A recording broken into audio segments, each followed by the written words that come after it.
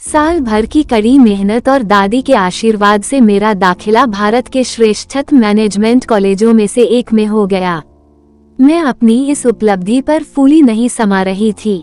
पापा ने मुझे सीने से लगाते हुए कहा, हमें तुम पर गर्व है। परिणाम आने के एक हफ्ते बाद ही मुझे दिल्ली के लिए निकलना था। दिल्ली मेरे लिए कोई अनजान शहर नहीं था। मैंने इसी शहर में रहकर दिल्ली यूनिवर्सिटी से BA करा था। इन 3 सालों में मैं हमेशा अकेले ही आती जाती रही थी। पहली बार पापा छोड़ने गए थे। माँ तनु की वजह से नहीं जा पाई थी। इस बार माँ, पापा और तनु तीनों ही छोड़ने जाना चाहते थे। मैं खुश थी कि पहली बार हम चारों कहीं साथ में जाएंगे और इसी बहाने हम दिल्ली भी घूम लेंगे। मैंने न जाने कितने सपने बुन लिए थे, पर जाने के एक दिन पहले तनु ने जिद पकड़ ली कि उसको नहीं जाना। हमेशा की तरह इस बार भी उसकी वजह से सबका कार्यक्रम रद्द हो गया। पापा ने अफसोस जाहिर करते हुए कहा, तुम तो जानती हो बेटा, तुम्हारी बहन को हमारी ज्यादा जरूरत है। भगवान ने उसके साथ अन्याय किया है। तुम हर तरह से सक्षम हो, अपने आप भी सब कर सकती हो। ठीक ही कहा उन्होंने, मैं सब संभाल सकती थी। फिर दिल्ली तक अकेले जाना तो मेरे लिए कोई बड़ी बात नहीं थी। तनु मेरी छोटी बहन, हम सबकी लाडली। मैं उससे करीब 4 साल बड़ी थी।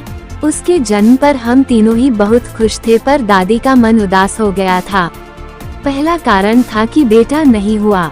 उन्होंने माँ पर नाराज होते हुए कहा था, पहली बेटी तो ठीक थी, पर अब क्या बेटियों की लाइन लगाएगी। दूसरा उनका मानना था कि मेरी बड़ी का हिस्सा बांटने आ गई। ये बात मेरी समझ में आज तक नहीं आई कि लड़की है तो वो हिस्सा बांटेगी, और अगर लड़का होता तो। तनु के आने से सबसे ज्यादा खुश मैं थी। माँ पापा के अलावा मैं किसी को भी उसे छूने तक नहीं देती। मुझे इंतजार था उस दिन का जब वो मेरे साथ बाहर बागीचे में दौड़ दौड़ कर खेलेगी। वो अपनी गोल गोल आंखें खोलकर मुझे टुकुर टुकुर देखती, मेरे पास आते ही अपने हाथ पैर चलाकर खुश होती। तनु के जन्म को 1 साल हो गया था। उसका पहला जन्मदिन हमने खूब धूमधाम से मनाया। सभी जान पहचान वाले व रिश्तेदार उस दावत में शामिल हुए। तनु ने अभी तक चलना तो दूर, अपने पैरों पर खड़ा होना भी शुरू नहीं किया था। उसको देखकर लोग तरह तरह की बातें करने लगे। कोई कहता, अरे डॉक्टर को दिखाओ, साल भर की हो गई, अभी तक 2 मिनट खड़ी भी नहीं होती। किसी ने कहा, परेशान होने की बात नहीं है, कुछ बच्चे देर से ही चलते हैं। नियमित जांच के दौरान बच्चों के डॉक्टर ने भी माँ पापा को समझाते हुए कहा, बच्ची पूरी तरह से स्वस्थ है, इसका विकास भी सही तरह से हो रहा है, जल्द ही चलने भी लगेगी। आप लोग बेकार ही परेशान हो रहे हैं। मैंने बहुत से बच्चे देखे हैं जो 1.5 साल पर चलते हैं। बीतते समय के साथ माँ पापा के साथ साथ दादी की भी बेचैनी बढ़ती जा रही थी। तनु अब 14 महीनों की हो गई थी। पापा ने एक हड्डियों के विशेषज्ञ को दिखाया।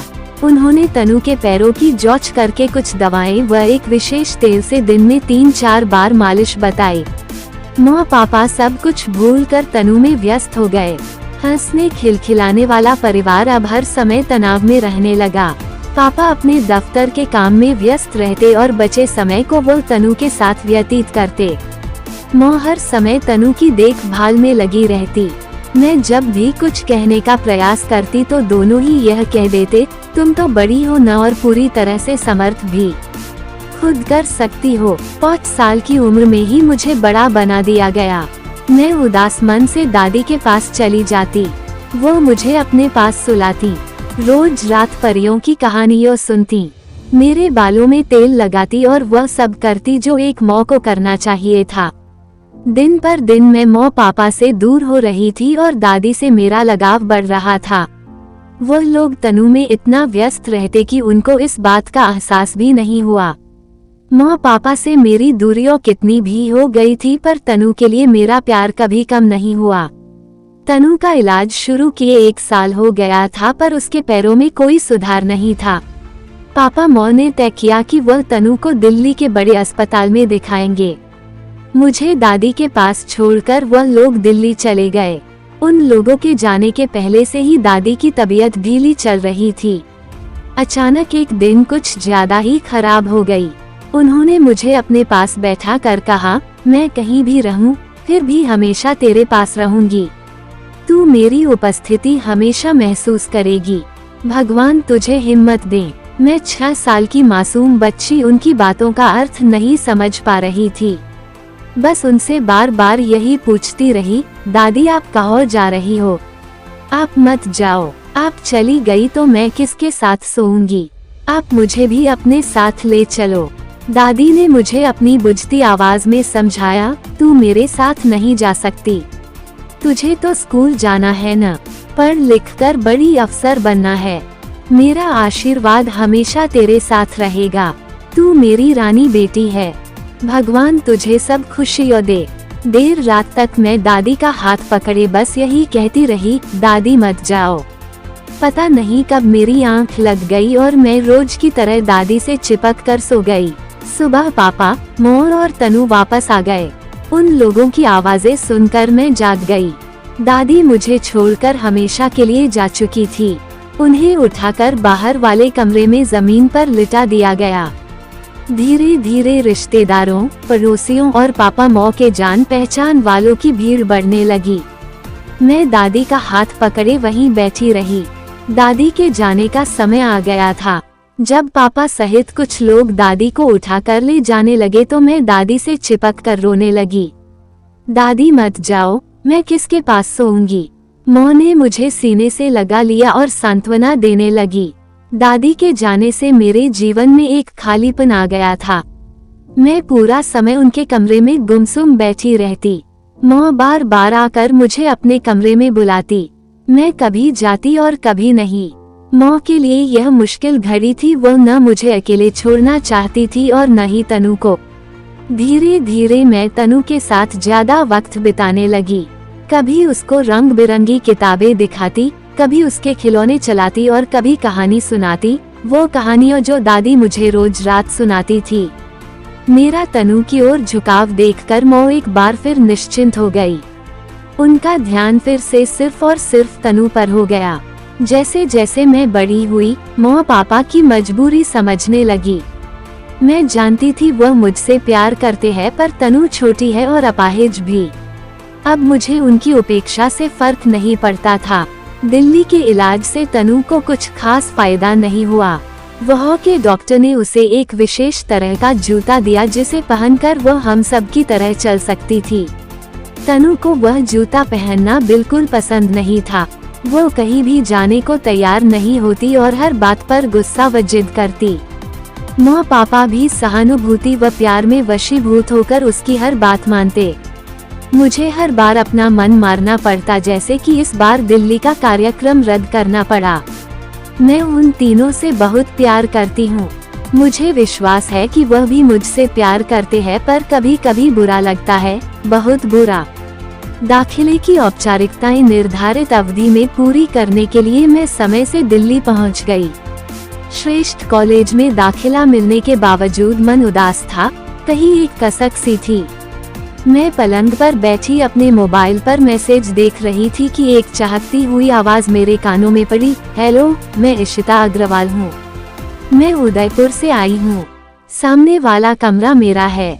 मैंने सर उठाकर देखा और देखती ही रह गई। उसने एक बार फिर कहा, हेलो। मैंने अपने को संभालते हुए कहा, हेलो, मैं इति चोपड़ा, इंदौर से। तुमसे मिलकर अच्छा लगा। वो मेरे गले लगते हुए बोली, लगता है हमारी अच्छी निभेगी। मुझे कुछ अटपटा लगा। अभी अभी तो मिले हैं, फिर इतनी आत्मीयता, कुछ अजीब था। खाने के लिए साथ में चलेंगे, कहते हुए वह अपने कमरे में चली गई। मैं स्तब्ध खड़ी उसे जाते हुए देखती रही। मेरा दिमाग बिल्कुल भी काम नहीं कर रहा था। कोई दो लोग जो एक दूसरे से किसी भी तरह से संबंधित नहीं है, एक शक्ल के कैसे हो सकते हैं। मैंने सूटकेस खोलकर अपने साथ लाई फैमिली फोटो निकाल ली। कुर्सी पर बैठ मैं एक टक उस तस्वीर को देखती रही। इशिता भी मौ की तरह लंबी, गोरी, बेहद खूबसूरत, हूबहू एक शक्ल जैसे जुड़वा बहने या मौ बेटी। क्या यह मौ की कभी नहीं, ऐसा सोचना भी पाप था। माँ पवित्रता की मूर्ति थी, अपने परिवार पर समर्पित एक धार्मिक प्रवृत्ति की महिला। माँ पापा की जोड़ी एक आदर्श जोड़ी थी। मैंने आज तक उनको कभी एक छोटी सी भी बात पर एक दूसरे से उलझते नहीं देखा। उनका प्यार हम सब के लिए मिसाल था। दरवाजे पर जोर की दस्तक हुई और मैं चौंक कर अपने ख्यालों से वापस आ गई। इशिता खाने के लिए बुलाने आई थी। मैंने झट से तस्वीर कपड़ों के बीच दबा दी और सूटकेस में ताला लगा दिया। मैं नहीं चाहती थी कि वह इस तस्वीर को देखे। इशिता बहुत ज्यादा बात करती थी। बहुत कम समय में उसने अपने बारे में बहुत कुछ बता दिया। उसे क्या पसंद है और क्या नहीं। वो अपने माँ पापा की इकलौती लड़की है और उनकी बेहद लाडली। उसकी बातें सुनकर मुझे समझ आ गया कि वह लाड़ प्यार में सिर चढ़ी लड़की है। इस बात से बेपरवाह कि मैं उसकी बात पर ध्यान दे भी रही हूँ या नहीं। वो बिना रुके बोले जा रही थी। मेरे दिमाग में तो और बहुत कुछ चल रहा था। माँ की शक्ल इशिता से इतनी ज्यादा कैसे मिलती है। माँ का तो दूर दूर तक कोई रिश्तेदार भी नहीं है और फिर ये अग्रवाल और हम चोपड़ा। दादी कहती थी कि इस धरती पर हर इंसान का एक हमशक्ल है जो उसके जीवन काल में कभी न कभी उसके सामने जरूर आता है। यही सोचकर मैंने अपने मन को शांत कर लिया। एक दिन इशिता ने बातचीत में बताया कि मेरे पापा का हर 2-3 साल में तबादला हो जाता है, इसलिए मैं हिंदुस्तान के कई शहर देख चुकी हूँ। मैंने कहा, तब तो तुमको बहुत परेशानी होती होगी। हर थोड़े दिनों में नई जगह, नया स्कूल और नए दोस्त। वो खुश होते हुए बोली, बिल्कुल नहीं, मुझे तो नए नए दोस्त बनाना बहुत अच्छा लगता है। मैं अपने पुराने दोस्तों के संपर्क में भी हमेशा रहती हूँ। मेरे दोस्तों की गिनती बहुत ज्यादा है। मेरी पहेली आज भी सुलझी नहीं थी। मैंने उससे पूछा, तुम्हारा जन्म कौन से शहर में हुआ था? वो मुस्कुराकर बोली, तुम्हारे शहर इंदौर में। वह कोई जागरानी हॉस्पिटल है, उसी में मेरा जन्म हुआ। मेरे नाना नानी उस समय वहीं पर थे। मुझे जन्म के समय पीलिया हो गया था, इसलिए कुछ दिन मुझे इंक्यूबेटर में रखा गया। बहुत अजीब था। हम दोनों का ही जन्म एक दिन के अंतर पर जागरानी हॉस्पिटल इंदौर में हुआ। उसकी शक्ल मेरी माँ से मिलती थी पर मेरी नहीं। तो क्या हम दोनों आपस में बदल गए? क्या इशिता की माँ मेरी माँ? मेरा माँ से मिलना बहुत जरूरी हो गया था। मैं जानना चाहती थी कि क्या मैं जन्म से लेकर घर आने तक कभी 1 मिनट के लिए भी उनसे अलग हुई थी। अगले हफ्ते दशहरे की वजह से कॉलेज में 1 दिन की छुट्टी थी। शनिवार इतवार मिलाकर 3 दिन के लिए मैंने इंदौर जाने का प्रोग्राम बना लिया। माँ पापा मुझे देखकर आश्चर्यचकित थे। पापा ने सीने से लगाते हुए कहा, अच्छा हुआ आ गई। तुझे अकेले भेजकर अच्छा नहीं लग रहा था। भोजन के बाद हम सब गप्पे मारने लगे। मैंने खुश होने का नाटक करते हुए कहा, माँ, मेरे सामने वाले कमरे में जो लड़की रहती है उसका जन्म मुझसे 1 दिन पहले ही इंदौर के जागरानी हॉस्पिटल में हुआ है। माँ ने खुश होते हुए कहा, अरे वाह, ये तो बड़ा अच्छा संयोग है। ऐसा तो बहुत कम ही होता है कि आप ऐसे व्यक्ति से मिलें। वो तो तुम्हारी अच्छी दोस्त बन गई होगी। मैंने कुछ बुझे मन से कहा, बहुत अच्छी।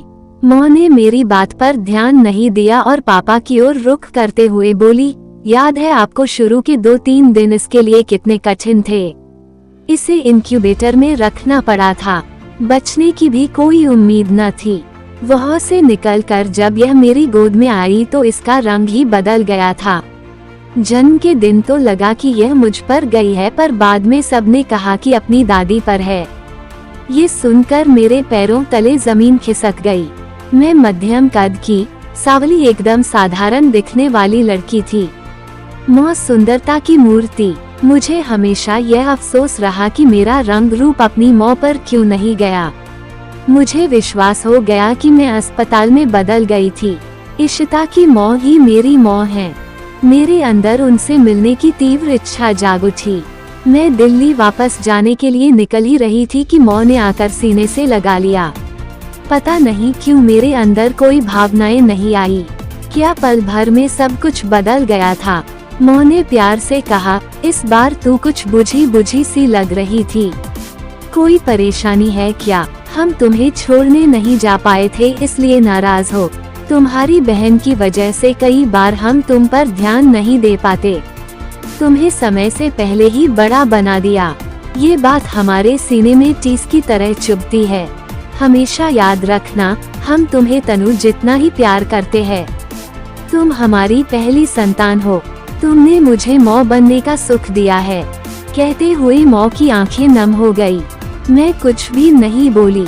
सभी भावनाओं से परे मैं दिल्ली पहुंची तो इशिता नहीं आई थी। मैं चुपचाप अपने पलंग पर बैठ गई। मेरी आंखों के सामने वह दृश्य घूमने लगे जिनमें इशिता अपनी माँ से रोज घंटों फोन पर बातें करती थी। उन दोनों का रिश्ता बहुत गहरा था। वो एक दोस्त की तरह बातें करते थे, हर विषय पर, फिर चाहे वह सिनेमा हो, राजनीति, खेल, फैशन या कॉलेज के लड़के लड़कियों। वो किसी भी तरह की बात करने में न हिचकती और न ही शर्माती। उसकी माँ की तरफ से भी उसको पूरा सहयोग मिलता। कभी कभी तो मैं उनकी बातें सुनकर जलन महसूस करती। मेरे घर से तो हफ्ते में 1-2 बार ही फोन आता और वह भी हाल चाल पूछकर काट दिया जाता। अब जब मैं जान चुकी थी कि इशिता की माँ मेरी है, मेरी बेचैनी बढ़ गई थी। वो सब कुछ जो इशिता का है उस पर मेरा हक था। किस्मत ने मुझसे ये सब छीनकर एक ऐसे घर में पहुंचा दिया जहां मेरी बात सुनने का न तो किसी के पास वक्त था न इच्छा।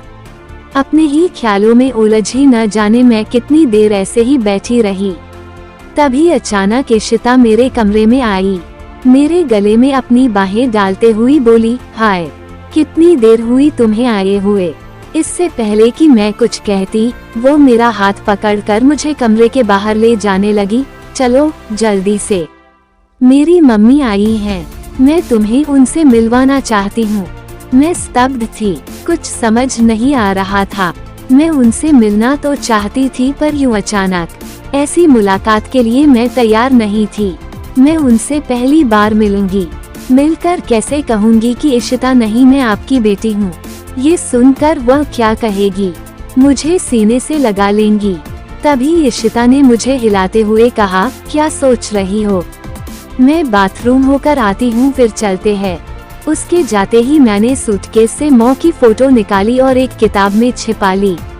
मैं और इशिता कैंटीन की ओर चल दिए। रास्ते भर वह बिना रुके बोलती रही, नानी बहुत बीमार है इसलिए मम्मी देहरादून जा रही हैं। मैं भी उनके साथ जाना चाहती थी पर पढ़ाई की वजह से नहीं जा पा रही हूँ। छुट्टियों में जाऊंगी, तुम भी मेरे साथ चलना। कैंटीन लड़के लड़कियों से पूरा भरा था। चारों ओर शोरगुल हो रहा था। दरवाजे पर ही मेरे कदम ठिठक गए। कोने की मेज पर एक महिला जीन्स कुर्ती पहने, कंधे तक के बाल और बालों पर धूप का चश्मा चढ़ाए बैठी थी। इशिता मेरा हाथ खींचते हुए मेज पर जा पहुंची। मैंने हाथ जोड़कर नमस्ते कहा। इशिता ने मेरा परिचय करवाया तो उन्होंने हाथ बढ़ाकर हेलो किया। मैंने भी हाथ आगे कर दिया।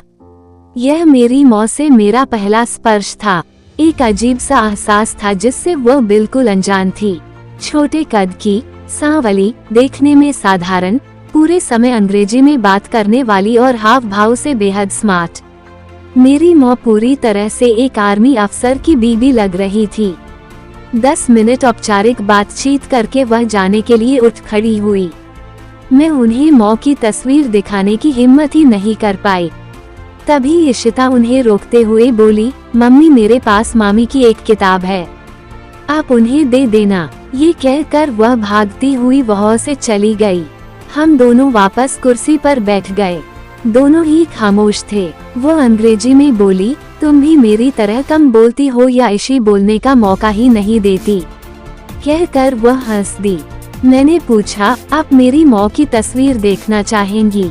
उन्होंने कुछ आश्चर्य से मुस्कुराकर कहा, जरूर, अगली बार, अभी मुझे देर हो रही है। मैं देहरादून समय से पहुंचना चाहती हूँ। मैंने किताब में से फोटो निकालकर उनके सामने रख दी और वह सकपकाकर बोली, यह क्या मजाक है? ये तो इशिता की फोटो है। मेरे पास वक्त कम था। मैं इशिता के आने से पहले अपनी बात पूरी करना चाहती थी। इशिता को बताना या न बताना मैं इन पर छोड़ना चाहती थी। मैंने उनकी आश्चर्य से भरी प्रतिक्रिया को बीच में ही रोकते हुए कहा, यह इशिता नहीं, मेरी माँ की फोटो है, या आप ये भी कह सकती हैं कि इशिता की माँ की। मेरा जन्म इशिता के जन्म से ठीक एक दिन बाद जागरानी हॉस्पिटल इंदौर में हुआ था।